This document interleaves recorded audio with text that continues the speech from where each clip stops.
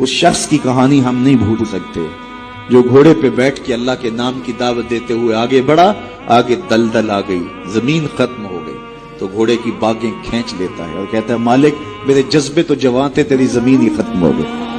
اس پہ اقبال نے کہا تھا دی اذانیں کبھی یورپ کے کلیساؤں میں، کبھی افریقہ کے تپتے صحراؤں میں، دشت و دشت دریا بھی نہ چھوڑے ہم نے، بحر ظلمات میں دوڑا دیے گھوڑے۔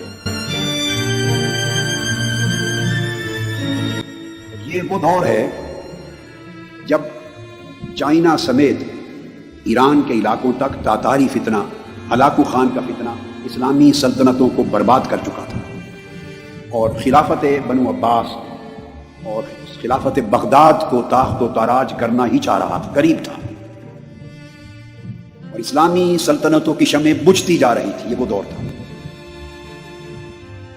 مگر اسی وقت یہ جو ترکی کے علاقے ہیں کونیا اور یہ سارا وسطی علاقہ، یہ جو علاقہ ہے، ادھر ہلاکو خان اور چنگیز خان نے اپنے نمائندے اور لشکر بھیج دیے ہوئے تھے۔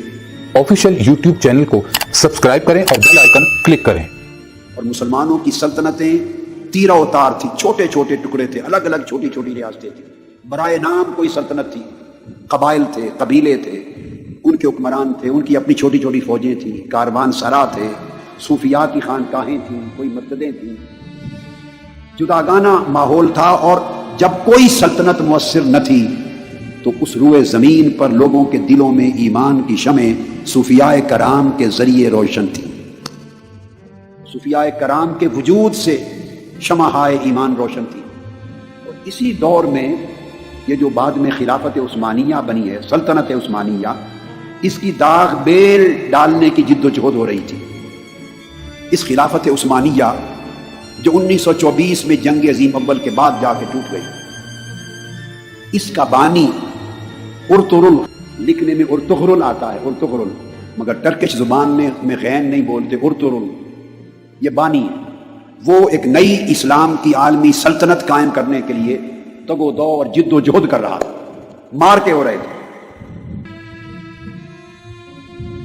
656 ہجری کے قریب تاتاری فتنہ بغداد آیا ہے اور 22 سے 24 لاکھ مسلمانوں کا قتل عام کیا ہے، اور دریائے دجلہ ہفتوں تک 2.5 ملین مسلمانوں کے خون سے سرخ ہو کے بہتا رہا۔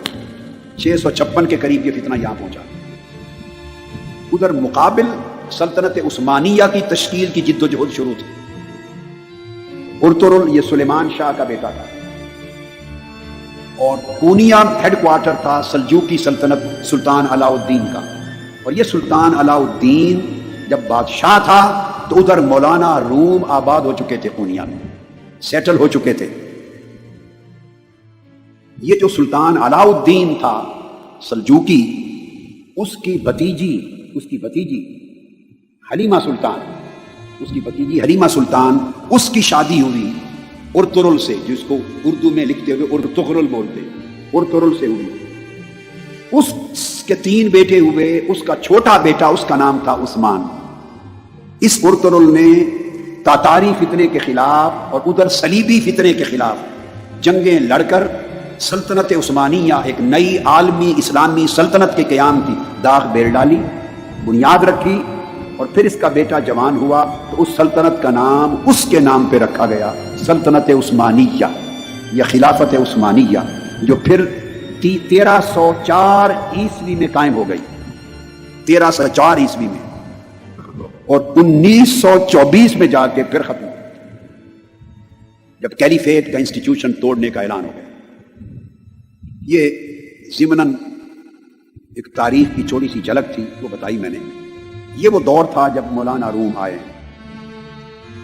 یہ ارطغرل جس کی میں نے بات کی، سلطنت عثمانیہ کا بانی، اس کی ڈیتھ ہوئی ہے 680 میں۔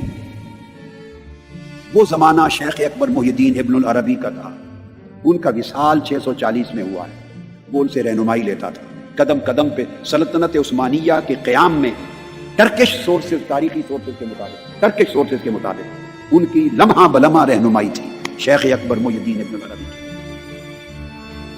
سمجھانا مقصود یہ ہے کہ جب لوگوں کے دل ٹوٹ گئے تھے، سلطنتیں منتشر ہو گئی تھی، حکومتیں تیرا اتار ہو گئی تھی، امت مسلمہ کا کوئی مرکزی محور نہیں تھا، ان کو سنبھالنے والا.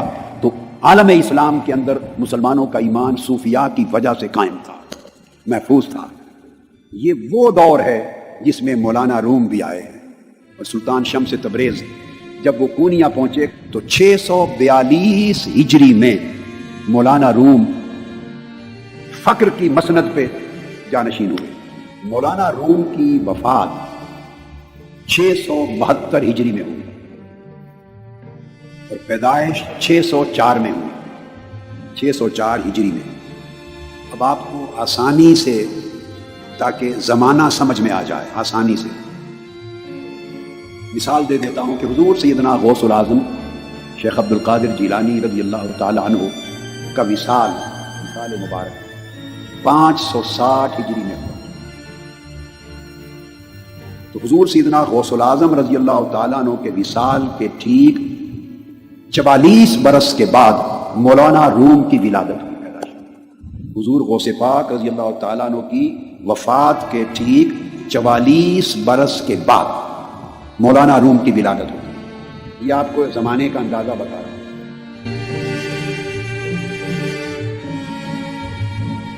ابھی آپ کے ملک میں اسی ماہ مبارک رمضان کے لیے ہماری حکومت نے سرکاری ٹی وی چینل کے اوپر ایک ڈرامہ ڈب کروایا ہے، ترجمہ کروایا ہے اردو میں، ترکی کا بنا ہوا. ترکی کے ڈرامے پاکستان میں، پوری دنیا میں، خصوصاً مسلمان دنیا میں شوق سے دیکھے جاتے ہیں. ایک ارتغرل کے نام سے ڈرامہ ہے اور لکھا گیا، اخباروں میں آیا کہ ہمارے وزیر اعظم صاحب کا پسندیدہ ڈرامہ ہے. اب یہ جو ڈرامہ آپ کے ملک میں نشر ہو رہا ہے، تاریخی ڈرامہ ہے. کہ کون شخص ہے جس کی شخصیت ڈرامے میں پیش ہو رہی ہے؟ یہ سلطنت عثمانیہ کے بانی کے باپ کا ڈرامہ ہے. سلطنت عثمانیہ کا جو بانی تھا عثمان، وہ اسی کا بیٹا تھا، ارطغرل کا بیٹا تھا، اور اس کی زندگی پر ڈرامہ ترکیوں نے بنایا ہے. یہ ڈرامہ پاکستان میں ابھی نشر ہو رہا ہے، مقبول عام ہے اور روزانہ اخباروں میں حکومت اس کا پرچار کر رہی ہے، اور خود وزیر اعظم بھی اس کے بہت عاشق ہیں، اس چاہنے والے. اب یہ ڈرامہ کیوں دکھانا چاہتے ہیں پاکستانی حکومت میں؟ آپ جب پیدا نہیں ہوئے تھے جوان، اور بڑے پیدا ہو چکے تھے، چھوٹے تھے اس وقت جب ضیاء الحق صاحب پاکستان پہ راج کیا کرتے تھے. سلطان یہاں کے فوجی جرنیل تھے بنام ضیاء الحق. انہوں نے پاکستان کو جہادی بنایا، لشکر بنائے، فرقہ واریت شروع کی، افغانستان کی جنگ میں حصہ لیا، کشمیر محاذ کھولا، اور کیا کیا انہوں نے، پنجاب کے سکھوں کا محاذ کھولا، اور بہت کچھ. پاکستان پورا انہوں نے جہادی بنا دیا. بچے بچے کو، بوڑھے بوڑھے کو انہوں نے جہادی بنا دیا. کلشن کوفیں اور چھونیاں اور تربیت اور ٹریننگ، لشکر، ملک کے اندر جہاد، 2 جہاد بنائے، اندرونی جہاد اور بیرونی جہاد. اندرونی جہاد شیعہ مارنے کا نام تھا، اور بیرونی جہاد افغانستان اور کشمیر جانے کا نام تھا. جب بھی لوگ جاتے ٹریننگ لینے تو وہ انہیں پوچھتے تھے کہ اندرونی جہاد کرنا ہے یا بیرونی جہاد کرنا ہے. اس جہاد کا نتیجہ پھر پاکستان کو ایسا دامنگیر ہوا، جان نہیں چھوٹ رہی پاکستان کی، ابھی بھی نہیں چھوٹ رہی. پاکستان ہر سطح پہ اس سے متضرر ہو رہا.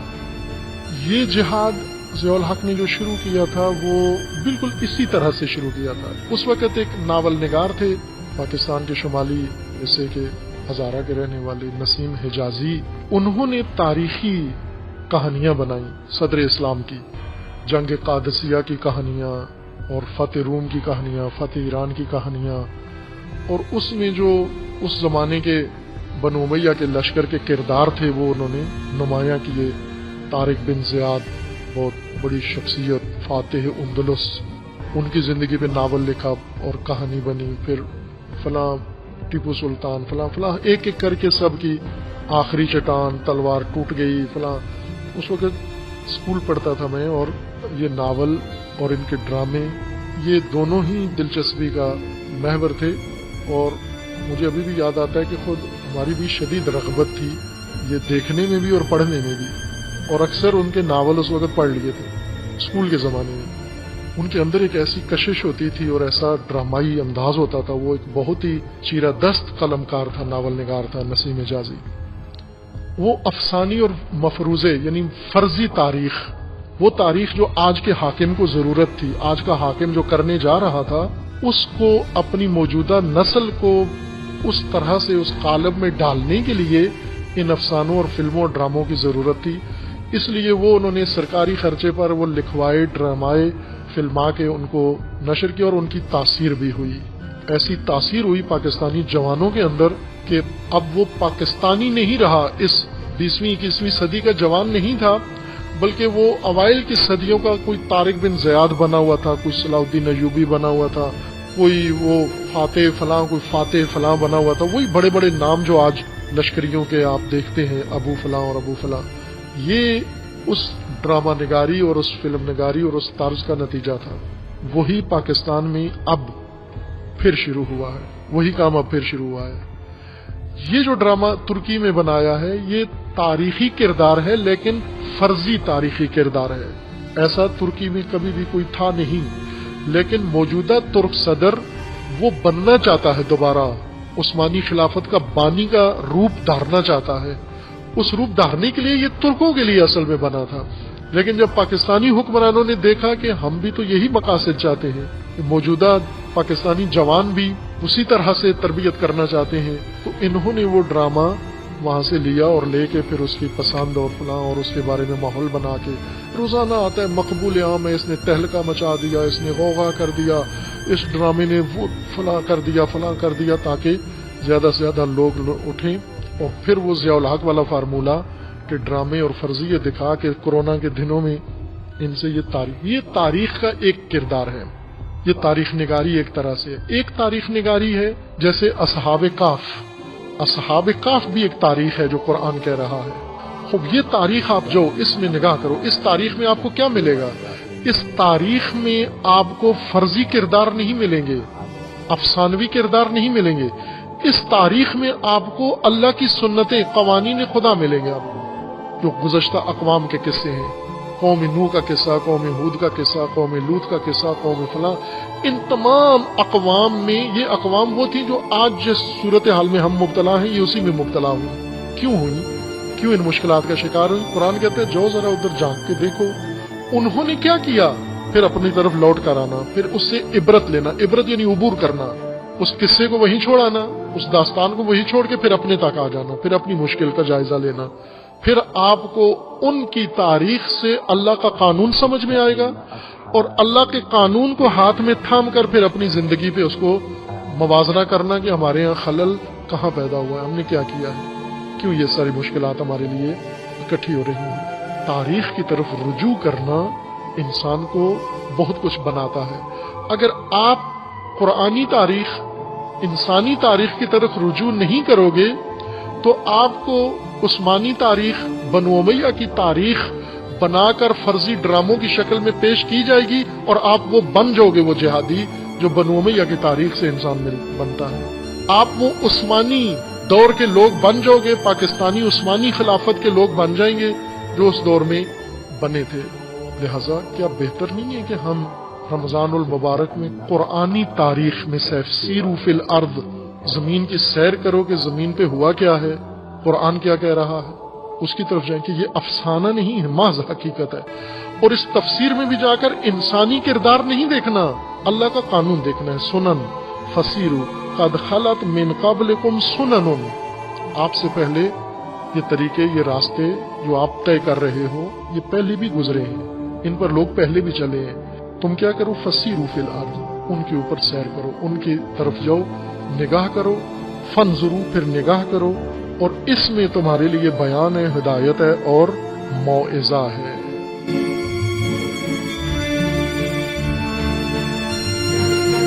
(446) میں آ کر شیعوں کی حکومت کو ختم کیا طغرل بیگ سلجوقی نے.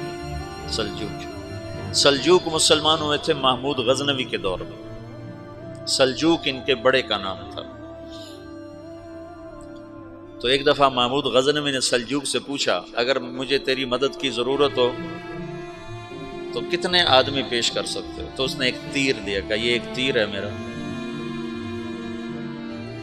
کسی کو یہ تیر بھیج کر میرے علاقے میں بھیج دو تو چند گھنٹوں میں 1,00,000 تلواریں تیرا پہرا دینے کے لیے تیار ہوں، میرے پاس اتنی طاقت ہے.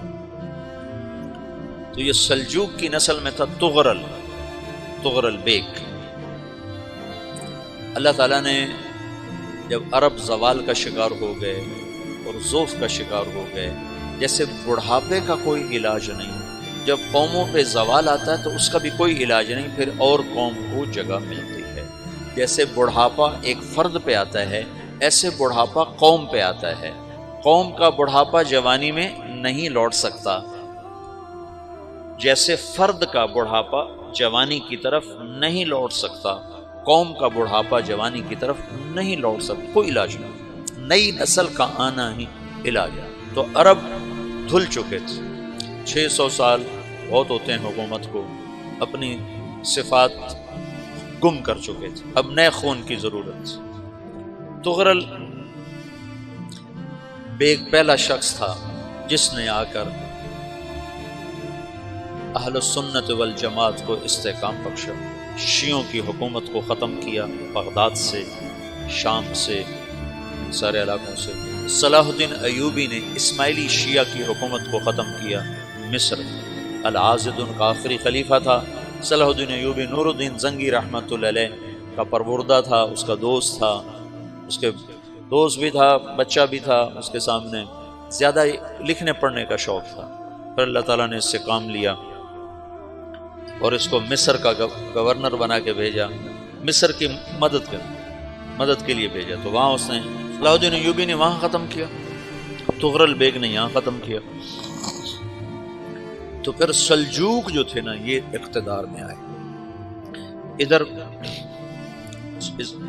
ختم ہو گئی سلطنت ابن عباس کی، مصر ایک چھوٹی سی ترکوں کی سلطنت ہے. تو اللہ تعالیٰ پھر مرکزیت کے لیے ایک نظام چلائے. 2 لشکر آپس میں لڑ رہے ہیں ایک میدان. ایک جنگلی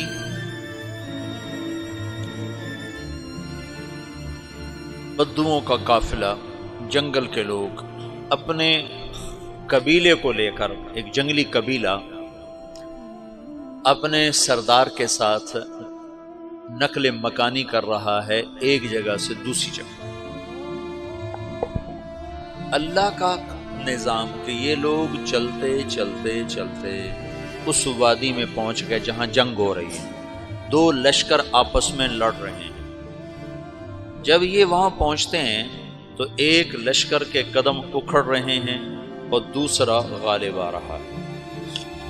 ان کو نہیں پتا شکست کھانے والے کون ہیں اور فتح پانے والے کون ہیں، ان کو نہیں پتا. اس جنگلی قبیلے کے سردار کا نام بھی تغرل ہے. تغرل تو یہ سردار کہتا ہے جو شکست کھا رہے ہیں ان کی مدد کرو. کچھ پتہ نہیں کون ہے، کہتا جو شکست کھا رہے ہیں ان کی مدد کرو. تو 400 وحشی جنگلیوں نے فاتح لشکر کے پیچھے حملہ کر دیا. تو ایک کافی ہوتا تو 400 دوڑ جب تلواریں پڑیں تو چند لمحوں میں نقشہ بدل گیا. بھاگنے والے جم گئے اور جمنے والے بھاگ پڑے. جب جنگ ختم ہوئی تو شکست خوردہ لشکر کے بادشاہ نے ان کو بلایا. اسے پوچھتا ہے مجھے جانتے ہو میں کون ہوں؟ کہا نہیں. کہا تو تم نے میری مدد کیوں کی؟ کہا انسانی ہمدردی کی وجہ سے، تمہیں شکست ہو رہی تھی اس لیے تمہاری مدد کی. اور اس نے اپنا تعارف کرایا، میں ہوں سلیمان سلجوقی ترکی کا بادشاہ. مسلمانوں کا لشکر تھا اور تاتاریوں سے شکست کھا رہا تھا. تاتاری فتح پا رہے تھے، مسلمان شکست کھا رہے تھے. تو وہ اللہ کی غیبی مدد بن کر آئے. تو وہ اس سے کہتا ہے میرے ساتھ رہنا پسند کرو، تم نے میرے اوپر احسان کیا ہے، میں اس کا بدلہ دینا چاہتا ہوں، میرے ساتھ رہنا پسند کرو گے؟ کہنے کا کر لوں گا. تو اس کو لے کر ترکی آیا اور استنبول اس وقت روم کی حکومت میں تھا. اس سے فتح کیا اس تغرل کے آگے 4 5 پڑپوتے محمد فاتح نے. تو یہ استنبول ہے، یہ ترکی ہے، بیچ میں ایک چھوٹا سمندر ہے، یہاں ایک جاگیر ہے. تو سلطان سلیمان کہتا ہے یہ جاگیر تجھے وقف ہے، ادھر سے رومی مجھے تنگ کرتے ہیں حملے کر کر کے، تو میرا دفاع کرتے رہنا، یہ جاگیر تیری. اس جاگیر پہ یہ اس نے اپنے قافلے کو آباد کر دیا، اپنے قبیلے کو، اور ایک چھوٹی سی حکومت بنا لی، جو ایک صوبہ سمجھو سلمان سلجوقی کا، وہ ایک چھوٹا سا صوبہ ہے۔ وہاں جب یہ رہ پڑا تو پھر یہ ایک شیخ کے بیت ہوتا ہے، وہاں شیخ طریقت ہے، ان کے یہ بیت ہونے جاتے ہیں، وہ اس کو رات اپنے پاس ٹھہراتا ہے، تو ایک کمرے میں ان کو ان کا خادم ٹھہراتا ہے۔ یہ جب کمرے میں جاتا ہے تو سامنے دیوار میں طاقچے پر قرآن پڑا ہوا ہے، تو یہ تغرل بیگ کہتا ہے یہ کیا ہے، یہ کیا ہے؟ تو وہ خادم کہتا ہے یہ کتاب اللہ ہے، قرآن ہے۔ وہ اس کو وہاں چھوڑ کے باہر چلا جاتا ہے۔ وہ دیہاتی آدمی، جنگل کا رہنے والا، پہلی دفعہ زندگی میں قرآن دیکھا، وہ کہتا ہے یہ قرآن ہے، اللہ کی کتاب ہے، میں اللہ کی کتاب کے سامنے سو جاؤں، کتنی بے ادبی ہے۔ تو اس نے ایسے قرآن اٹھایا اور سر پہ رکھ لیا اور کھڑا ہو گیا، ساری رات قرآن سر پہ رکھ کے کھڑا رہا۔ رات کے پچھلے پہر اس کو خواب آیا، کھڑے کھڑے اس نے دیکھا کہ اس کی پشت سے ایک چاند نکلا اور شیخ کی بیٹی کے سینے میں جا کر اتر گیا۔ پھر اس لڑکی کے سینے سے ایک درخت نکلا جو پھیلتے پھیلتے پھیلتے 3 بر اعظم پہ چھا گیا، افریقہ پر، یورپ پر، ایشیا۔ پھر اس کی آنکھ کھل گئی، وہ کھڑا ہوا ہے، تو اس نے صبح یہ خواب اپنے شیخ کو سنایا، تو انہوں نے اپنی بیٹی اس کے نکاح میں دے دی۔ اس بیٹی سے ایک بچہ پیدا ہوا، تغرل بیگ نے اس کا نام رکھا عثمان، عثمانی ترک نام سنا ہوا، جو میں نے کل بتایا تھا کہ 1924 میں وہ خلافت ختم ہوئی۔ تو ایک بیٹا پیدا ہوا عثمان۔ عثمان نے پھر ایک نئی اسلامی حکومت کی بنیاد رکھی جو 1924 تک چلتی رہی، کوئی 800 سال یہ حکومت چلی۔ تو حکومت کا شیرازہ بکھرا، لیکن پھر جڑ جاتا تھا، پر وہ قرن اول والا جوڑ کبھی نہ پیدا ہوا، ٹکڑے بن گئے۔ ان ٹکڑوں میں اللہ لوگ پیدا کرتا رہا جو دعوت دیتے رہے، دعوت زندہ رہی۔ جو تربیت کا نظام تصوف کے ساتھ تھا، اب وہ تبلیغ کے ساتھ ہے۔